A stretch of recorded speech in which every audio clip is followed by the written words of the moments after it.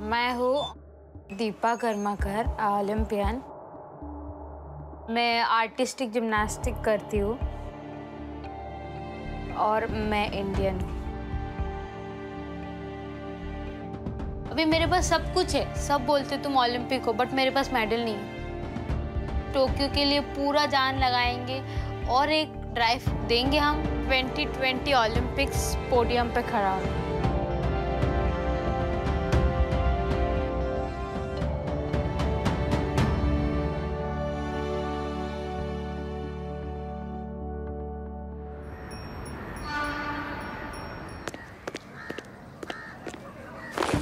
मैं north east की त्रिपुरा एक स्टेट है, वहाँ के अगरतला जो कैपिटल है, मैं बचपन से वहाँ पे ही हूँ।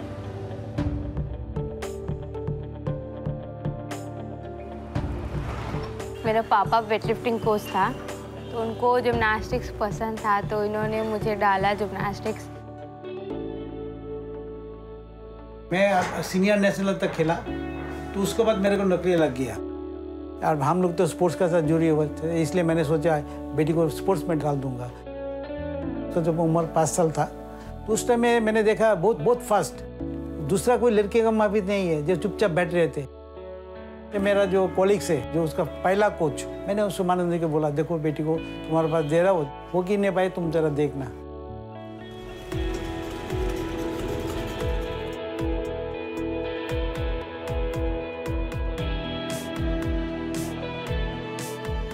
খুব সিরিয়াস ছিল জিমনাস্টিকটা, ও তখনই ভীষণ ভালোবাসতো। মানে ওর প্র্যাকটিস স্যাটিসফ্যাকশন যতক্ষণ না আসতো ও ওটা চালিয়ে যেত, এটা আমার সবচেয়ে বেশি ভালো লাগতো। আমার কাছে এইভাবে প্র্যাকটিস করতে করতে এক সময় যখন 2002-এ একটা নর্থ ইস্টার্ন ফোর্স মিট হয়েছিল, ওখানে ওর মধ্যে সবচাইতে ছোট ও ছিল এবং ওই কম্পিটিশনে ও গোল্ড মেডেল নিয়ে নেয়। वहाँ पे टाइम की सेक्रेटरी थे त्रिपुरा स्पोर्ट्स काउंसिल की, उन्होंने मुझे अभी की जो कोच है मेरा मिस्टर विशेषानंदी सर, उनके पास मुझे दिया। 3-4 महीना मैंने उसको जांच करते रहा, सीनियर के साथ उसका बिहेव क्या है, उसका इंटरेस्ट कितना है, तो मैंने ये देखता रहा। तो ये बहुत गुस्सा होती थी, कहते सर तो मेरे को ठीक से प्रैक्टिस नहीं कराता है, सर सीनियर दीदी को लेकर प्रैक्टिस कराता है। एक भूख था उसका, वो हमेशा बोलते थे सर मुझे प्रैक्टिस कराओ आप, मैं सीनियर दीदी जितना है सबको बीट करना है मुझे। तो मैं देख रहा हूँ मैं नहीं, इसमें बहुत ज़्यादा इंटरेस्टेड है। मेरा मन में यही था कि दीपा कुछ कर सकती है अगर फैसिलिटी मिले तो। 2007 जूनियर नेशनल पे, तो उसमें मुझे 3 गोल्ड 2 सिल्वर आया। वही शायद मेरा टर्निंग पॉइंट है, लगा कि नहीं मैं कुछ कर सकती हूँ, मुझे कुछ करना है उसको लेके। नेशनल गेम्स में 5 गोल्ड मेरा आया, 2011, 2012, 2013, 2014 कॉमनवेल्थ गेम, 2015 वर्ल्ड चैम्पियनशिप, 16 तो सब जानते ही हैं। मुझे बहुत अच्छा लगता है कि पहले जो लोग जिम्नास्टिक्स नहीं जानते थे, जो त्रिपुरा स्टेट को नहीं जानते थे, आज वो सब एक ही बोलते हैं, हाँ वही स्टेट जो दीपा की स्टेट है। For our state, especially gymnast event is rising due to Deepa. আমি আমারও মেয়ে আছে ওর মতন, ওকে দেখে বলি যে ও দেখো দিদিভাইকে দেখো, ওকে দেখে শিখো তুমিও। कोई पहचानता भी नहीं त्रिपुरा को, तो दीपिका कर्माकर की वजह से हमारा त्रिपुरा का भी नाम हो रहा है। दीपा इस त्रिपुरा का एक आइडल है।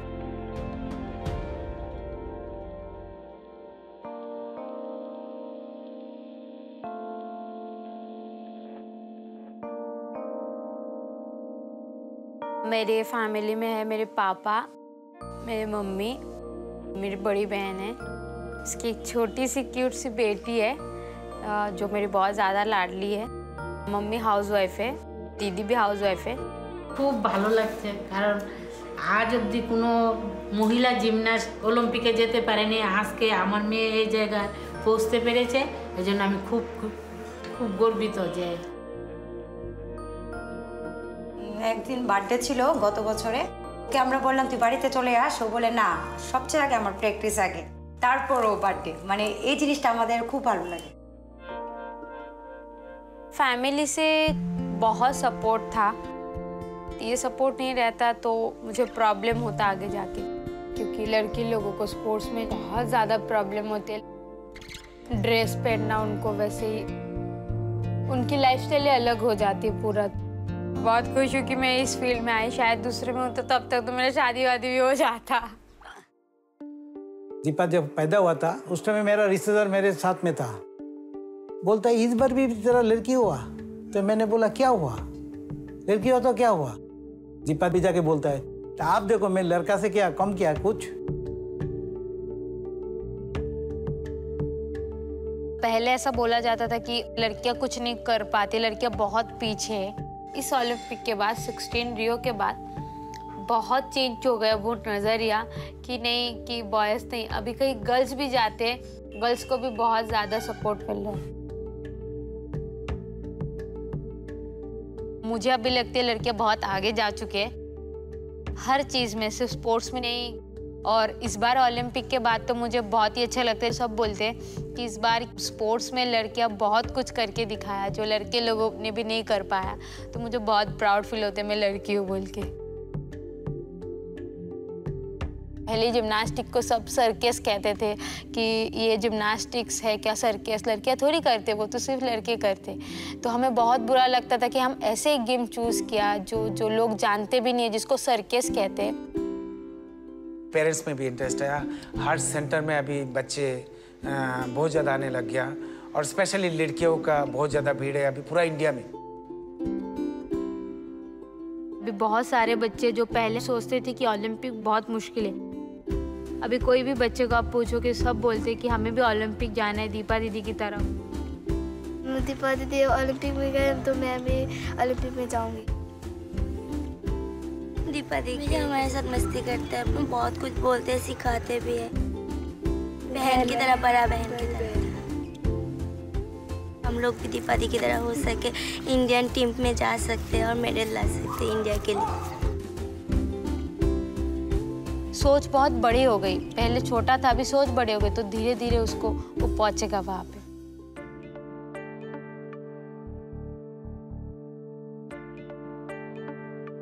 हमारे पूरे जिम्नास्टिक्स में अनइवन बार, बैलेंसिंग और फ्लोर एक्सरसाइज में सिर्फ हम 8 एलिमेंट कर सकते हैं। उसके बीच 4 स्पेशल रिक्वायरमेंट होते हैं और 4 अपना एलिमेंट जो भी जिनको जो वो से करते। 20 मार्क्स की है हमारी, उसमें से 10 डिफिकल्टी है और 10 एग्जीक्यूशन में है, उसमें मिला के स्कोर होते हैं। एग्जीक्यूशन देखने में जितना सुंदर होते हैं, क्लीन होते हैं, पैड टाइट, वो सब चीज़ से कम डिडक्शन होते हैं।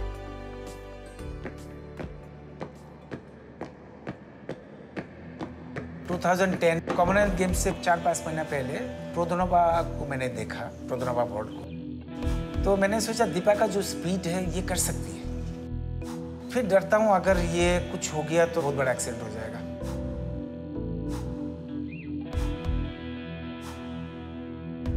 बहुत सारे बातें आए थे कि नंदी इस लड़की का लाइफ खराब कर देगा, कभी भी डेड भी हो सकती है इसकी।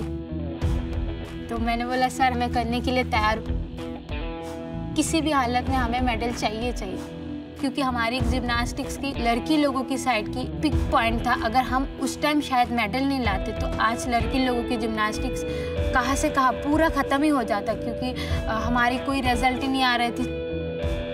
पहला दिन जब किया मैंने घबरा हुआ था, कर रही है।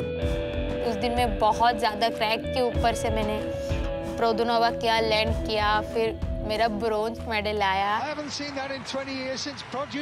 I'm very amazed to see someone doing that particular role because it's very difficult. But also, it was nice to see someone that comes from a country that you don't expect to see amazing gymnasts in not the greatest condition to be able to do this difficult vault. I think this is great. जब मैं वो vault करती हूँ ना, सब gym में खड़े हो जाते हैं।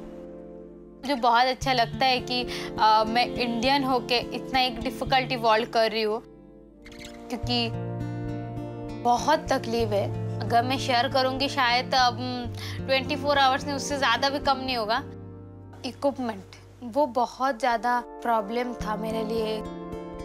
फ्लोर एक्सरसाइज की ग्राउंड वो मेरे पास सिर्फ ऐसे एक लंपा वाला था, वो भी इंडियन जो मैट्रेस है वो ना स्प्रिंग का ना फोम का, फिर अनइवन बार का जो डिस्टेंस 80 सेंटीमीटर वो नहीं था।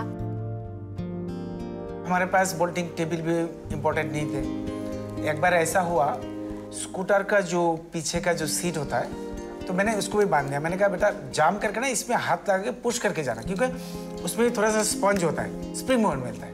तो ऐसा भी एक दिन प्रैक्टिस करा था।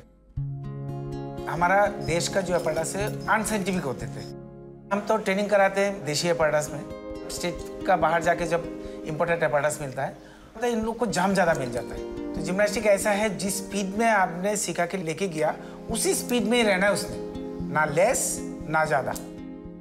पहले तो बहुत प्रॉब्लम मिस भी हो जाता था, मेडल भी नहीं आता था।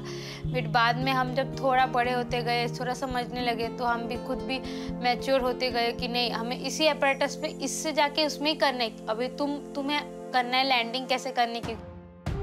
2010 के बाद हमारे पास वो जिम्नोवा की इक्विपमेंट आया। मुझे वैसा लगता है शायद अगर हमें वो फैसिलिटी पहले से मिलती, जैसे अभी हमें 52 इयर्स लगी एक ओलंपिक में क्वालिफाई करना, वो शायद बहुत साल पहले ही हो जाता। अब शायद हम ओलंपिक पोडियम पे भी खड़ा हो जाते। 2015 ओलंपिक क्वालिफाई की ईयर था। मैं ऑलराउंड में रिजर्व में आ गई। 24 लेता है तो मैं 26 में आ गई थी उस टाइम। कोई रशियन कोई कोरियन विड्रॉ कर लिया था तो मेरा चांस आ गया था। 2016 मार्च में आया कि तुम्हारा हो गया सिलेक्ट टेस्ट इवेंट रियो के लिए। बस हमें 23 डेज मिला था। अगरतला में इतना फैसिलिटी नहीं है, जो मैं 2 वर्ल्ड करती हूँ वो मैं नहीं कर सकती अगरतला में। सर ने मुझे जितना हो सके मेहनत कराया। मैं गई रियो में टेस्ट इवेंट, तो उस टाइम मेरा क्वालिफाई हो गया। मैं 26 से 7th नंबर पे आई। तो हमने चल पड़ा 15.5 घंटा का जर्नी। 2 दिन से सोया नहीं था हमने। First Indian gymnast ever to secure an Olympic berth, so she's done a fantastic job even to get here, yet alone make a vault final. जिस दिन मेरा क्वालिफाई था रियो के 7 अगस्त को, उस दिन जितना हमने सोचा था हमारे अच्छा होगी वर्ल्ड, उतना अच्छा नहीं हुई। मैं फाइनल पे 8 में रुक गई। 14 को था हमारा फाइनल। ये 7 डेज मेरे को लगा 7 साल।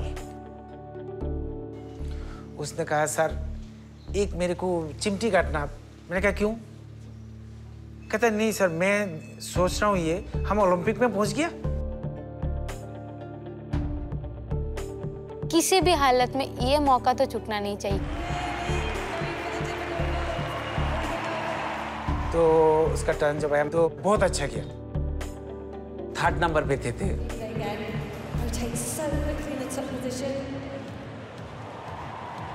फाइनली 4th में फिनिश हुआ, अनलकीली 4th में।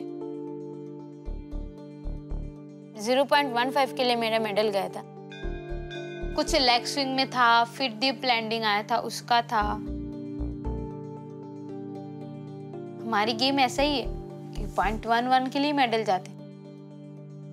बट उस टाइम जब मैंने 4th में फिनिश किया तो मैं बहुत खुश थी। बाद में आके मुझे रियलाइज हुआ कि तुम कौन सी मेडल से चूके हो। तब मैं और इतना रोई। रूम में आके वो चार्ट देखा ठीक से, कहते सर थोड़ा सा मार्क्स के लिए मैं 3rd नहीं हो पाया। उसने इतना रोया, कम से कम 40 मिनट उसने रोया। तो मेरा भी आँख से आंसू निकल गया। मैं भी मतलब उसके साथ ही बैठा हूँ और आँख का आंसू पहुँच रहा हूँ। तो थोड़ा देर के बाद बोल रहे सर मुझे भूख लगा है, मुझे मैकडी पे जाना है। मैकडी भी था, डेली देखते थे। कहता है सर आप कब जाओगे? मैंने कहा 14 के बाद। तो मैकडी में जाया। मैंने कहा चल जा, क्या खाना है तू? सब कुछ खा। फिर सर ने भी समझाया कि नहीं यही होता है, यही तो स्पोर्ट्स की लाइफ है। सबको तो मेडल नहीं मिलने वाले। हम फाइनल पे 8 जाते, उसमें से 3 को ही मेडल मिले। अगली बार इतना ज़्यादा मेहनत करें कि हमें 4th में रहना ही नहीं पड़े। वही जो पोडियम है उसमें हम खड़ा हो पाए। तो हम वही सोचते हैं कि कुछ भी चीज़ खराब होने के बाद आगे अच्छा ही होगा। उसका जिद है ज़्यादा। 100% जब नहीं करेगा तो नहीं छोड़ेगा इसको। बस टोक्यो के लिए पूरा जान लगाएंगे। पूरा टारगेट रहेगी मेडल, अपने कंट्री की जिम्नास्टिक्स के लिए करेंगे। हमारा मेन टारगेट है ओलंपिक 2020। ऐसा लग रहा है हम कुछ कर पाएंगे। 2020 যেন সে মেডেল নিয়ে সারা ভারতবাসীকে মুখে হাসি ফুটাতে পারে, এটাই আমার আশীর্বাদ।